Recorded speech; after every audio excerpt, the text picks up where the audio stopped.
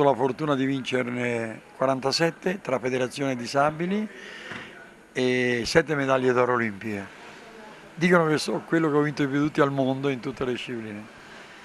Qui è una Coppa del Mondo, non ci sono maglie, ma ci sono punti per la qualificazione per il prossimo anno Rio de Janeiro e pertanto quasi tutte le nazioni, soltanto il Brasile ha avuto un problema di partenze, purtroppo non c'è, ma le altre sono tutte qua.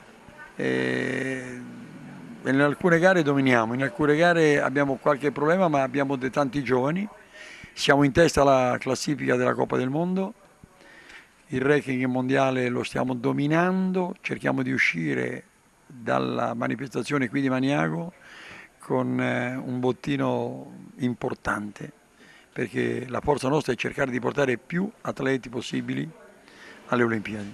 Ci dispiace per Botosso che è stato fermato per problemi, ma sicuramente si risolveranno. Pittacolo 5 mondiali, una garanzia professionale in tutto.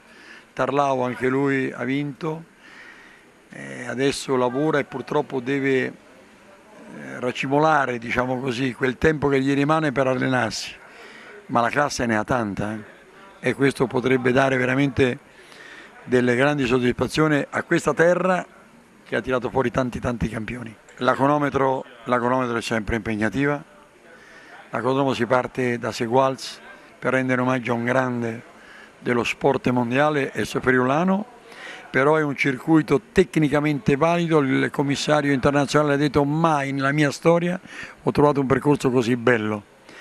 La strada invece è tecnico, curve, sembra che non sia impegnativo perché è tutto in pianura, ma secondo me è tanto impegnativo.